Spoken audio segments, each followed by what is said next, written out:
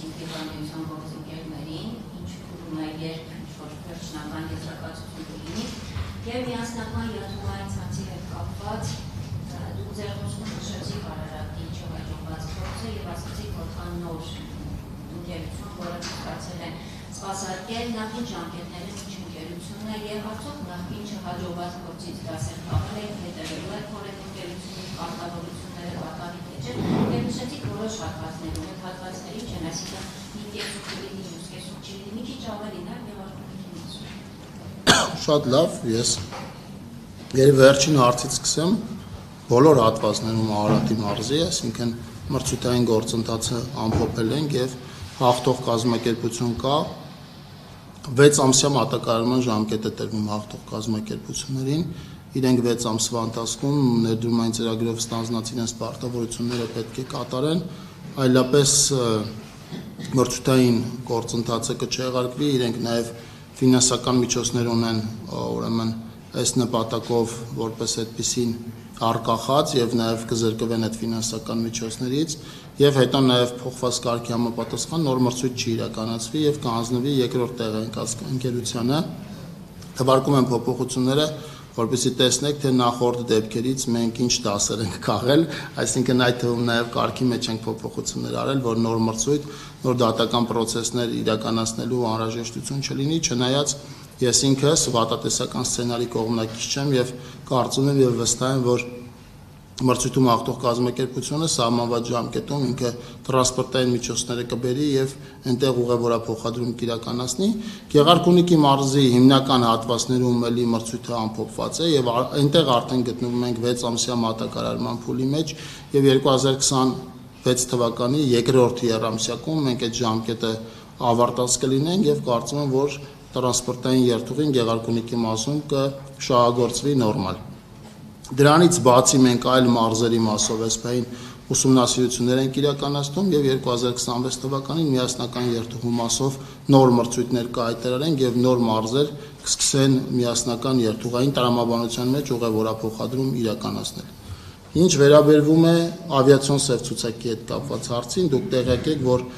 աուդիտի նոր ուսումնասիրություններ իրականացվել 2025 թվականի ընթացքում, դա աուդիտը արձանագրել էր, որ մի քանի տարի առաջ իրականացած հիմնական խոշոր աուդիտի, որը պատճառ հանդիսացավ Հայաստանը հայտնվի ավիացիոն սև ցուցակում, այնտեղ արձանագրված 40 ուրեմն թերությունները վերացված են, բայց նաև ի հայտ են եկել նոր թերություններ և ավիացիոն կոմիտեն աշխատում է թերությունների շտկման ուղղությամբ։ Տարբեր բնույթի թերություններ են, տեխնիկական, օրենսդրական որոշակի փոփոխություններ, կառուցվածքային որոշակի փոփոխություններ անելու անհրաժեշտություն,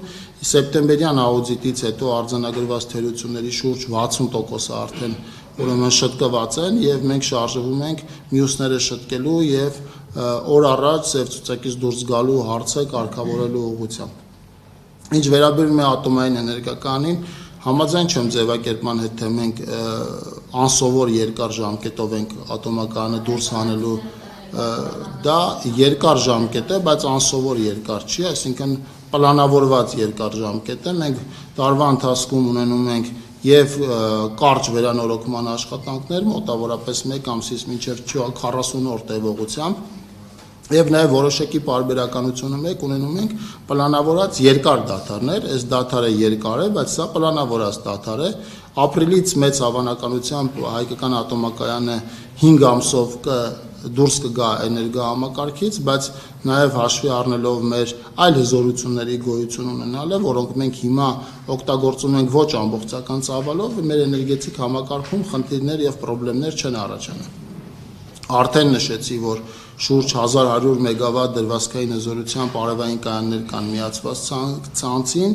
ինչը էականորեն մեծ է, նախորդ տարվա մեր արտադրած էներգիայի շուրջ 15%-ը արտադրվել է այդ կայանների կողմից, մի փոքր ավելի պակաս քան 15%-ը և նաև դրանք մեզ հնարավորություն կտան էներգահամակարգը պահել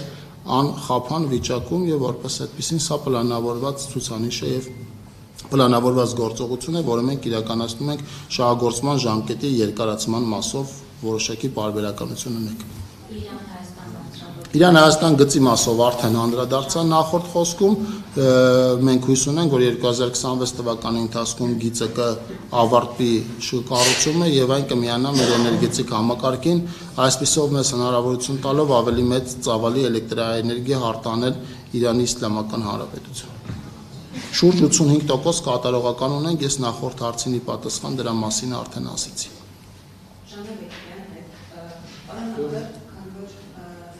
Հարավությունը մենջել է ստանալ բարձրացնես տալու մեր բոլոր առաջարկները, խնդրում եմ հարցերին հնարավորինս կոնկրետ պատասխանել։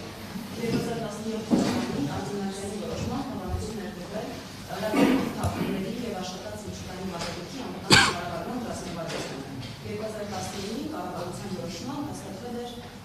գործողությունների հիմնան ժամանակացույցը 2015-26 թվականների համար։ Այդուհանդերձ այսօրի դրությամբ չկային հիմնական կարևոր կետերի արդյունքը, այսինքն չի ստացվել ազգային ապարատը, չի բացվել արտաբյուջետային հաշիվները, չկա պատասխանատուն, որ պիտի կառավարի առաջացած ռադիոակտիվ թափոնները։ Ուզում հասկանալ, որոնք են պատճառները եւ խնդրում եմ նշել ինչ է պլանավորում կառավարությունը անել Հայաստանում կուտակված ռադիոակտիվ թափոնների ու աշխատած միջուկային վարելիքի հետ։ Գերեզմանոցներ ստեղծել, վերամշակել կամ ինչպես այսօրի մոտեցումն է դրանք երկարաժամկետ կառավարել, այսինքն որ նա կառավարության երկարաժամկետ ռազմավարություն է ստացվում։ Ռադիոակտիվ թափոնների մասով համակարգումը իրականացում են էներգետիկ ոլորտի մեր գործընկերները, ես ձեր հարցմանը տեղյակ եմ, բայց քանի որ հարցման մեջ հղում կար որոշակի, այսինքն հարցման պատասխանը ենթադրում էր որոշակի գաղտնի տեղեկատվության հետ կապված աշխատանք, մենք զերծ ենք մնացել հարցազրույցի ֆորմատից, ես էլ հիմա զերծ կմնամ այս ֆորմատում այդ հարցերին պատասխանելուց, փոխարենը պատրաստական ենք գործընկերների հետ կազմակերպել ձեզ անհրաժեշտ այն մասով, ինչը իրավասու ենք այդ ինֆորմացիան փոխանցել ձեզ ինֆորմացիայի ստացումը կազմակերպել պատասխանատու ընկերության, այն թվում նաև ռադիոակտիվ թափոններով զբաղվող ՓԲ-ի, հայկական ատոմային էներգակայանի մեր գործընկերների միջոցով։ Կլինի մեր ընթացակարգով այն հարցերի պատասխանները, որոնք գաղտնիություն չեն պարունակում, բայց կլինի գրավոր ոչ հրապարակային հարցազրույցի ֆորմատ։ Մեր ռազմավարությունը նույնն է, ինձ սահմանված է եղել արդյունավետ կառավարում եւ անվտանգ կառավարում իրականացնել, բայց պիտի խնդրեմ, որ այս հարցի ուրեմն գաղտնիության կտորը հաշվի առնելով իմ նշած ֆորմատում դուք կստանաք անհրաժեշտ ինֆորմացիա։ Դե ռադիոակտիվ թափոնների հետ կապված աշխատանքը ինքը գաղտնի աշխատանք է որպես այդպեսին եւ հանրայնացման ենթակա չի։